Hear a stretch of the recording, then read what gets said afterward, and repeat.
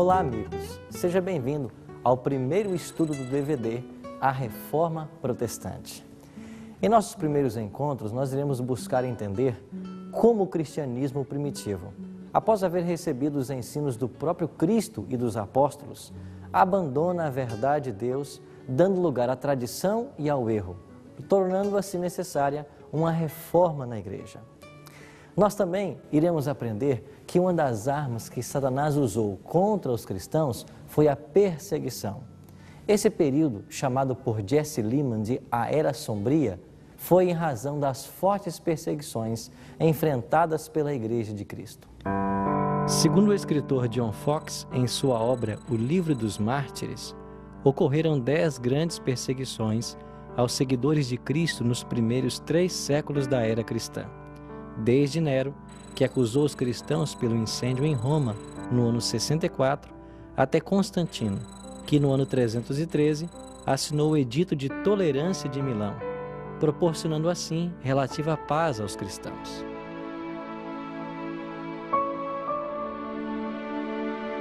O autor do livro de Hebreus declara que esses foram apedrejados e tentados, foram cerrados ao meio, morreram ao fio da espada, andaram vestidos de peles de ovelhas e de cabras, necessitados, aflitos e maltratados.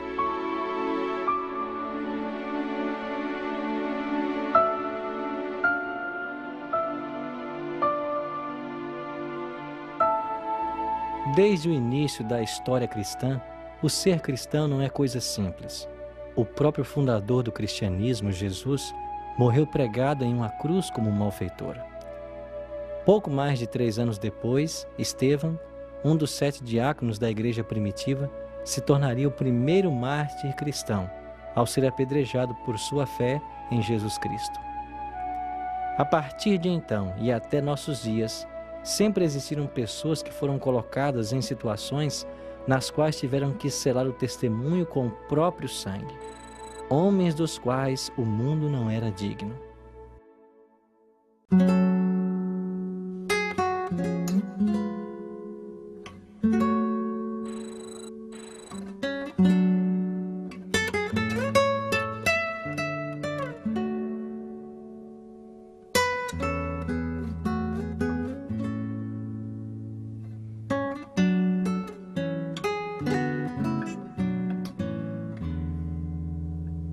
Estamos aqui no alto do Palatino, uma das 7 colinas de Roma. Aqui nessas ruínas moraram vários imperadores, entre eles César Augusto. Nero, no ano 54, chegou ao poder na cidade de Roma e algum tempo depois ele colocou fogo na cidade de Roma.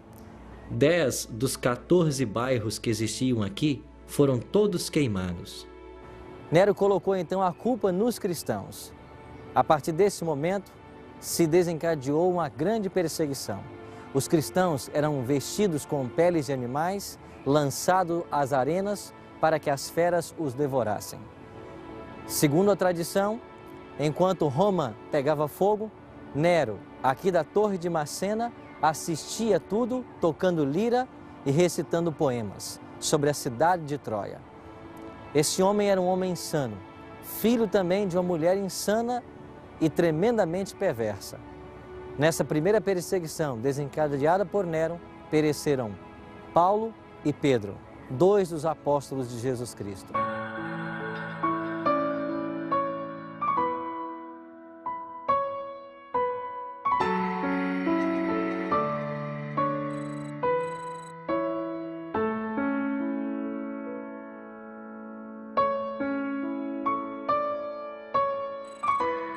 Pastor, qual a importância dessa via na história bíblica?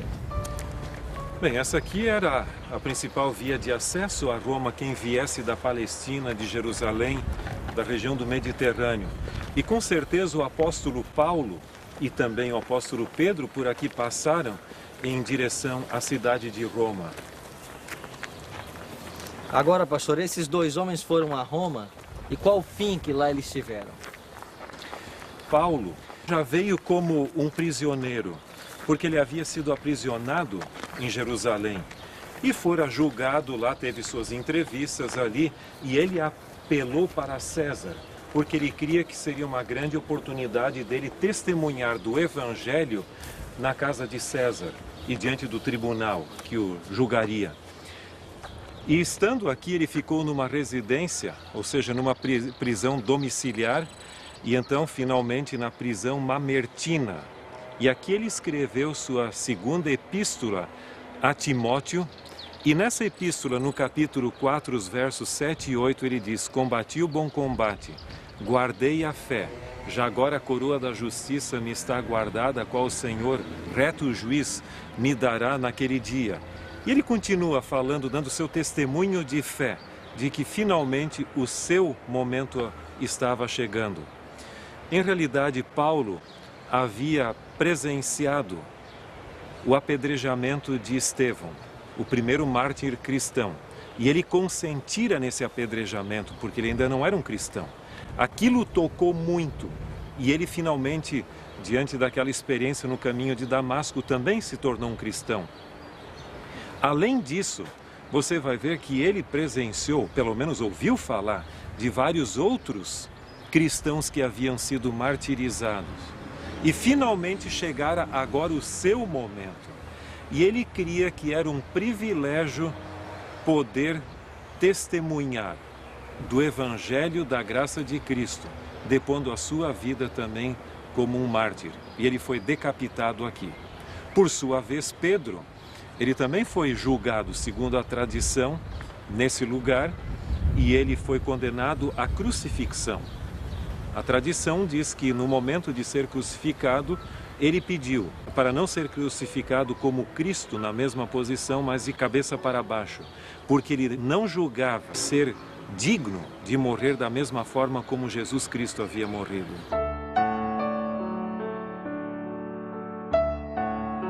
Foi um período de grande sofrimento para o povo de Deus. Segundo o historiador Tácito, os cristãos eram vestidos de peles de animais para que os cães os matassem a dentadas.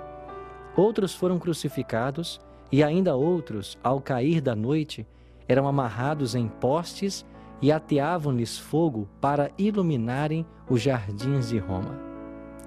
A loucura de Nero só não foi mais longe porque no ano 68, boa parte do império se rebelou contra ele e o Senado o depôs. Desesperado, sem ter para onde ir, suicidou-se. Outro duro golpe contra os cristãos ocorreu no ano 70, com a destruição de Jerusalém. Tito, filho de Vespasiano, tomou Jerusalém e a destruiu com crueldade indescritível. O efeito produzido na igreja pela destruição da cidade foi o que pôs fim para sempre nas relações entre judaísmo e cristianismo.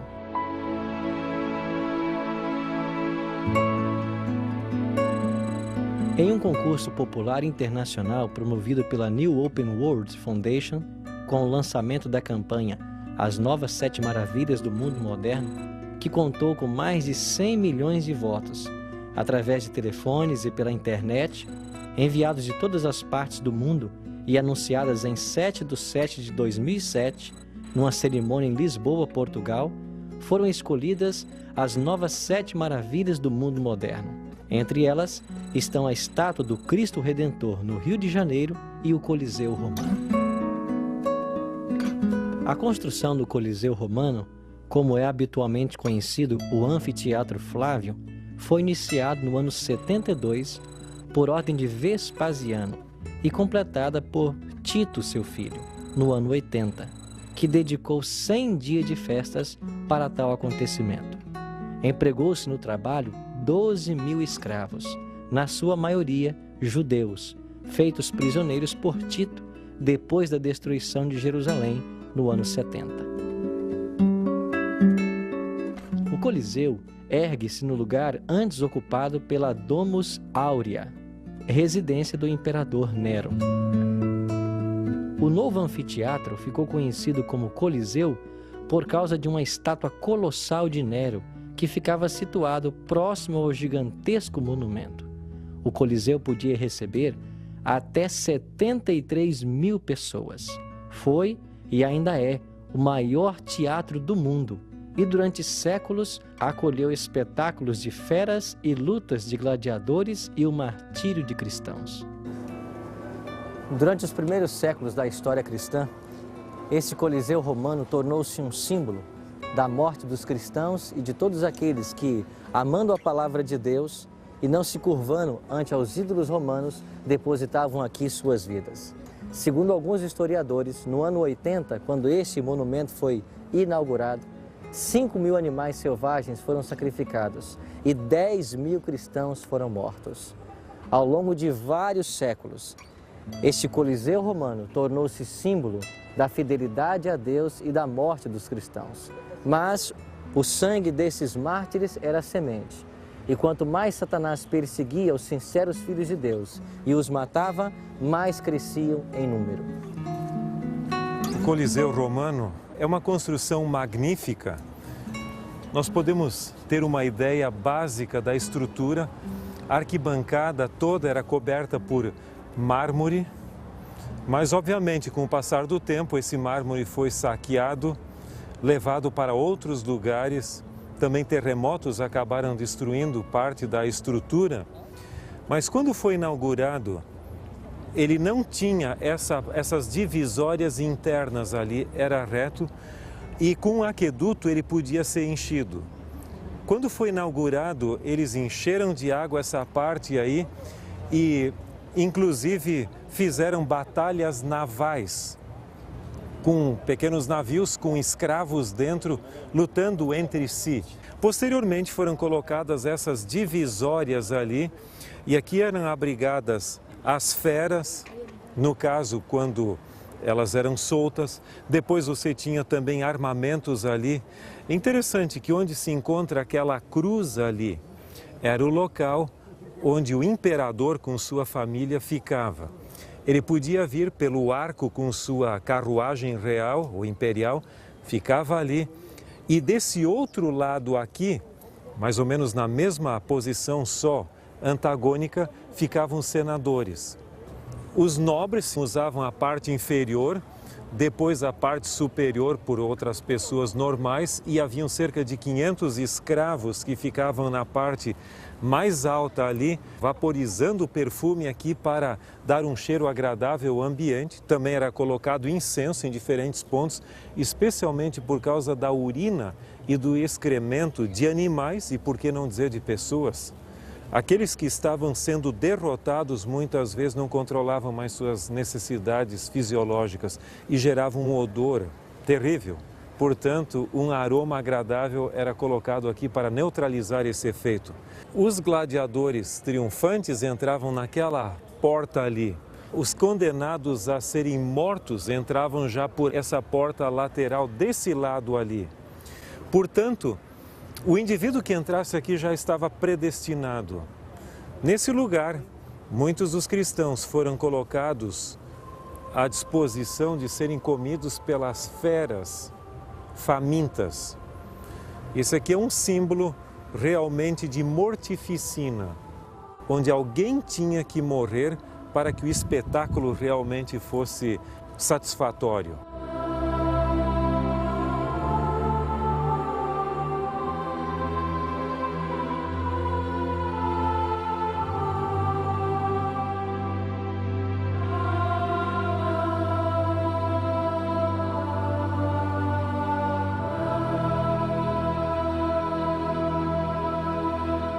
O Coliseu romano foi salvo da destruição por causa de sua consagração aos mártires cristãos.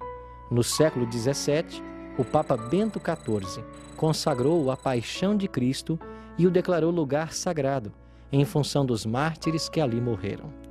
Na sexta-feira, dia 18 de abril de 2003, o Papa João Paulo II declarou: "Este Coliseu é um símbolo, sobretudo, fala-nos dos tempos passados, daquele grande império romano que se desmoronou. Fala-nos daqueles mártires cristãos que deram seu testemunho com sua vida e sua morte. É difícil encontrar outro lugar onde o mistério da cruz fale mais eloquentemente do que aqui, diante deste Coliseu. A segunda perseguição contra os cristãos foi desencadeada pelo imperador Domiciano, irmão de Tito. Nessa perseguição, o apóstolo João foi exilado na ilha de Patmos. Nesta isolada ilha, João escreve o livro do Apocalipse. Depois da morte de Domiciano, João foi posto em liberdade e, em torno do ano 97, volta para Éfeso, de onde escreve seu evangelho. João morre com aproximadamente 100 anos de idade. Na terceira perseguição listada por John Foxe em seu livro, pereceu Inácio, bispo de Antioquia. Ele, que fora discípulo do apóstolo João, foi lançado às feras aqui no Coliseu Romano no ano 107. Seu crime? Carregar a Jesus Cristo em seu coração. Sua fé e dependência de Cristo o fortaleceram para a hora da provação.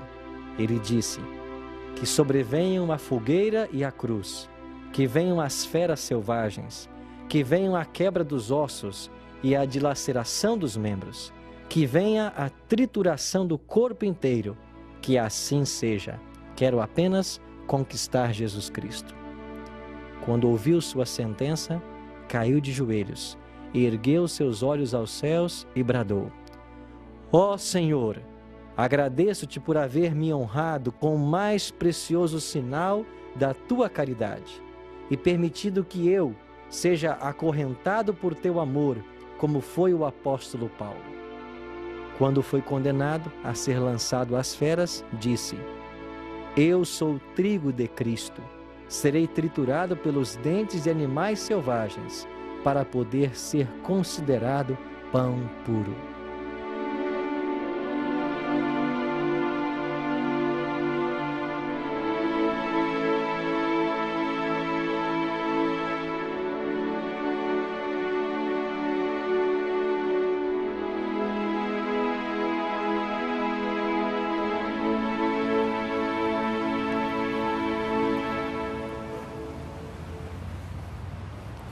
Pastor, o que motivou a perseguição aos cristãos? No primeiro século da era cristã, a Judéia e as regiões próximas ali estavam sob o jugo romano. Portanto, os judeus tinham que pagar tributos a Roma.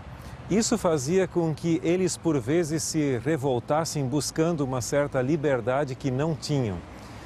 Quando o cristianismo surgiu, ele era tido meramente como uma seita do judaísmo. Consequentemente, o tratamento que Roma dava aos cristãos era praticamente o mesmo do que os judeus. Com a queda de Jerusalém, no ano 70, gradativamente os cristãos começaram a se distanciar dos judeus. Mas seja como for, nos primeiros séculos da era cristã, o sábado era observado ainda e uma série de outras práticas judaico-cristãos. E, obviamente, Roma tinha uma religião completamente diferente e gostaria que todos os seus súditos seguissem a religião romana. Porém, os cristãos não viam a religião romana como sendo adequada para eles mesmos, de acordo com sua compreensão da palavra de Deus. Uma das características básicas da religião romana era o culto ao imperador. Além disso, o domingo era observado em vez do sábado bíblico. E a observância do domingo foi absorvida por Roma basicamente por duas vertentes. A primeira delas foi, obviamente, os filósofos romanos que foram para Alexandria, no Egito. A outra fonte foram os soldados romanos que foram pelejar na Pérsia. E a Pérsia tinha um culto chamado mitraísmo, ou seja, o culto ao sol. De acordo com o historiador inglês Toynbee, ele diz que os romanos tinham uma prática interessante. Antes de decretar a guerra contra uma nação, eles costumavam incorporar a divindade daquela nação no seu panteão, com um lugar honorífico nesse panteão. E foi o que aconteceu quando eles foram pelejar contra a Pérsia. Eles colocaram o deus Mitra, o deus Sol, no seu panteão e depois começaram a guerra. Portanto, Constantino e alguns imperadores romanos, eles eram devotos adoradores do deus Mitra, o deus Sol.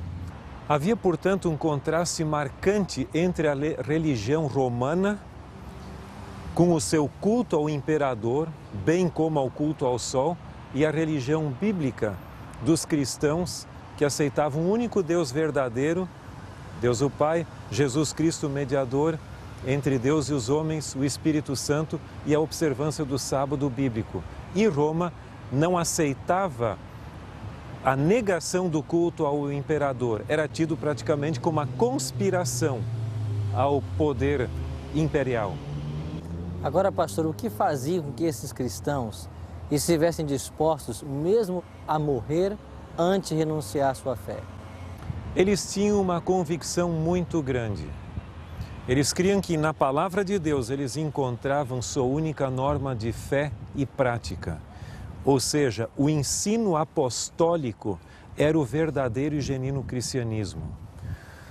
Consequentemente, eles não podiam abdicar disso porque seria apostasia, como Paulo algumas vezes falou em Atos capítulo 20, também escrevendo aos Tessalonicenses que haveria de vir um outro poder. Eles queriam ser leais a Cristo e aos seus ensinos e os ensinos apostólicos, mesmo que tivessem que pagar com o seu próprio sangue essa convicção e essa lealdade. Que lições podemos aprender hoje do exemplo de todos esses mártires que morreram por amor à verdade? O Coliseu Romano que está atrás de nós testemunhou muitos mártires da fé. E eu creio que esta fé, esta coragem, essa lealdade a Cristo e sua palavra foi o que motivou esses primeiros cristãos e que deveria nos motivar também hoje. A dificuldade é que hoje nós nos distanciamos cada vez mais da lealdade a Deus e sua palavra e nos aproximamos cada vez mais da cultura na qual existimos.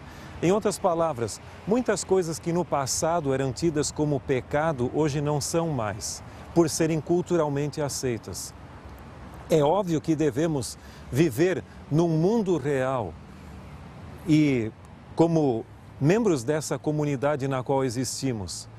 Mas quando há uma diferença entre a lealdade à palavra de Deus e a minha cultura, nossa posição deveria ser como de Pedro e dos demais apóstolos. Antes importa obedecer a Deus do que aos homens.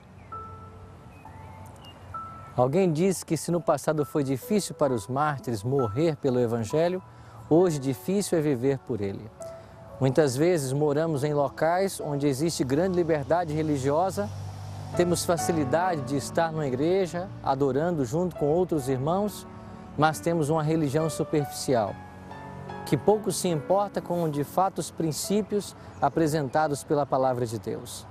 Que possamos hoje tomar uma decisão de sermos fiéis aos princípios ensinados na Palavra de Deus e que o exemplo deixado a nós por todos os mártires da história possa nos motivar a levar aqui uma vida santa e aguardarmos um dia a recompensa eterna que haveremos de receber das mãos do próprio Jesus Cristo.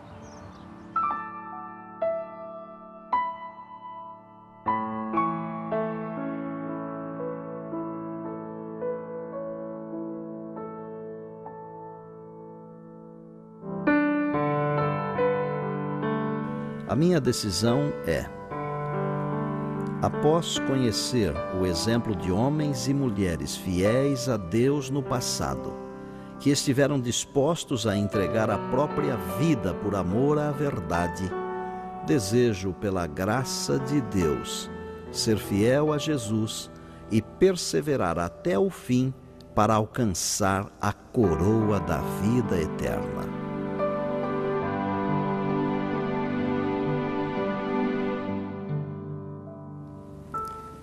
Se você deseja tomar essa decisão, ore comigo agora.